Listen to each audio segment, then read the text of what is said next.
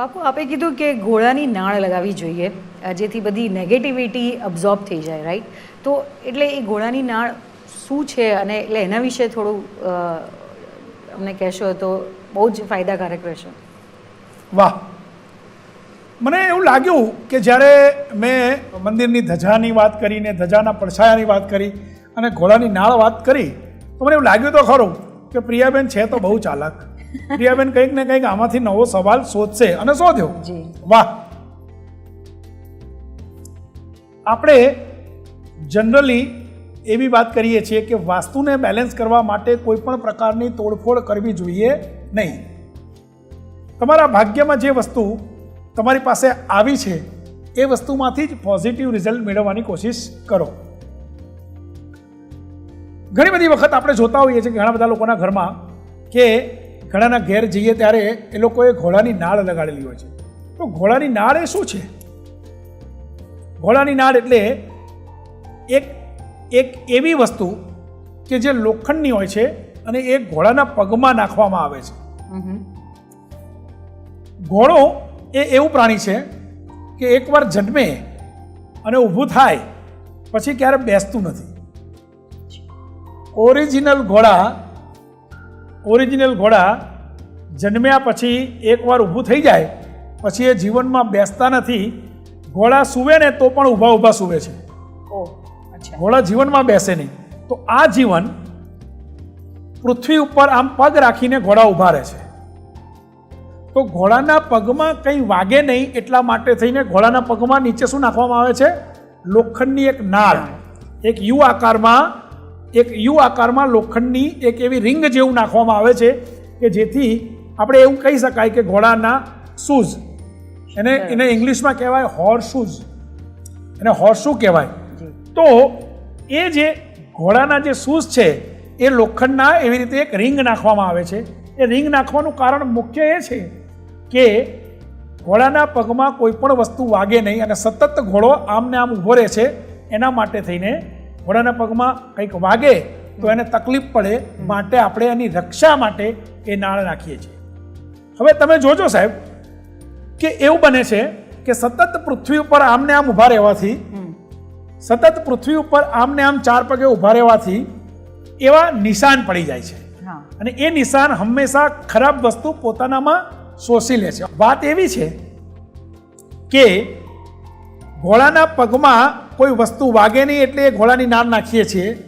તો એ નાળ જો આપણે આપણા દરવાજાની ઉપર લગાડીએ તો આપણા ઘરમાં આવતી કોઈ પણ પ્રકારની નેગેટિવિટી એ ત્યાં બહાર રહી જાય છે, આપણા ઘર સુધી આવતી નથી. આપણે જોઈએ છીએ ઘણી વખત ઘણાના ઘરમાં ઘોડાની નાળ લગાડેલી હોય છે. પણ ઘોડાની નાળ લગાડવી કેવી રીતે? ઘોડાની નાળ યુ આકારમાં લગાડવી, ક્યારે એ આકારમાં લગાડવી નહીં. ઘોડાની નાળ યુ આકારમાં લગાડવી. હવે સાંભળજો,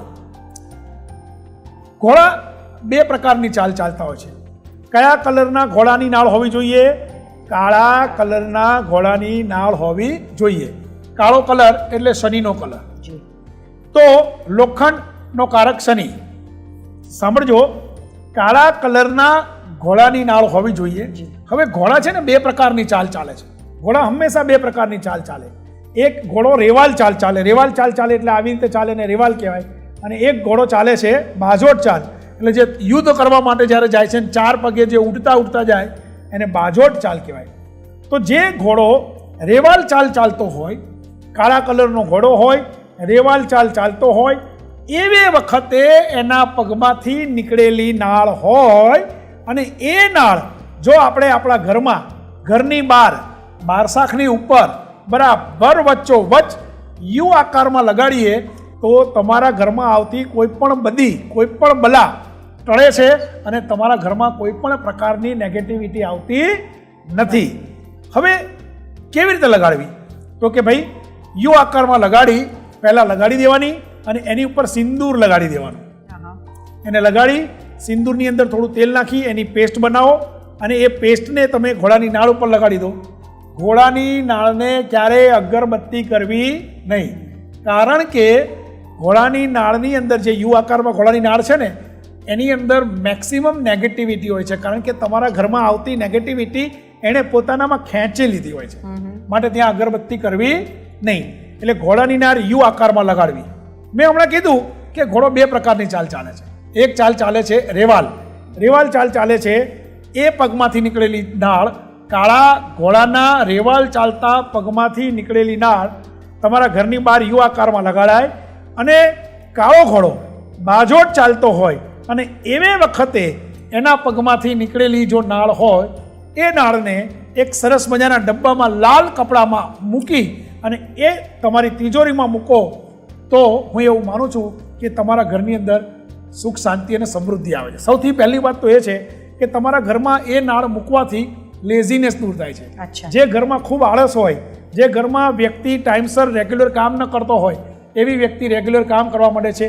અને સૌથી અગત્યની વસ્તુ એ છે જે ઘરમાં ક્યાંક ને ક્યાંક પતિ પત્ની વચ્ચે ડિફરન્સ ઓફ ઓપિનિયન હોય, ક્યાંક ને ક્યાંક પતિ અને પત્ની વચ્ચે અણબનાવ થતા હોય, એવા ઘરમાં, એવા બેડરૂમમાં જો તમારા લોખંડના કબાટમાં જો આ નાળ મૂકી હોય તો હું સાહેબ એવું માનું છું કે પતિ પત્ની વચ્ચે ખૂબ પ્રેમ થાય છે અને ખૂબ સરસ મજાના બાળકો થાય છે.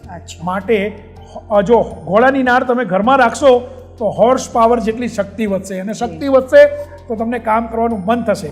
અને ઘોડાની નાળ તમારા ઘરમાં રહેશે તો તમારામાંથી આળસ જશે.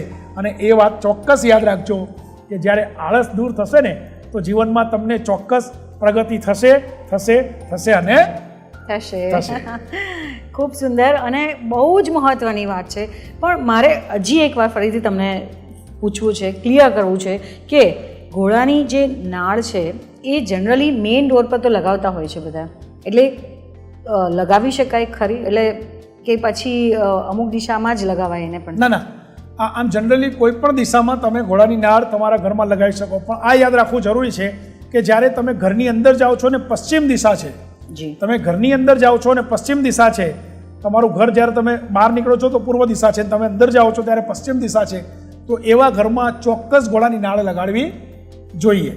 અને ઘોડાની નાળ લગાડવાથી તમારું ઘર બેલેન્સ થાય છે. અને મહત્ત્વની વાત છે અને બધાએ ધ્યાન રાખવા જેવી આ વાત છે. અને ખાસ કરીને તમે જે કીધું કે કપલ્સ માટે તો બહુ જ સરસ, કપલ્સ માટે બહુ સારું છે. એક બંને વચ્ચે એક જબરજસ્ત અન્ડરસ્ટેન્ડિંગ થાય છે, મિસઅન્ડરસ્ટેન્ડિંગ દૂર થાય છે, એક એમ સમજો કે બોન્ડિંગ વધે છે અને ખૂબ પ્રેમ વધે છે એકબીજાના માટે. એટલે હું તો એવું માનું છું કે જે કપલની વચ્ચે ડિફરન્સ ઓફ ઓપિનિયન હોય, જે કપલની વચ્ચે તકરાર ચાલતા હોય, જે ઘરમાં બાળકો ના થતા હોય, એવા ઘરમાં જો બાજોટ ચાલતો ઘોડો હોય, કાળા કલરનો ઘોડો હોય ને એના પગમાંથી નીકળેલી નાળ હોય સાહેબ, ઘસાયેલી નાળ, એ જો તમારા ઘરમાં રાખશો તો આ બધા જ પ્રોબ્લેમો દૂર થશે થશે થશે ને થશે.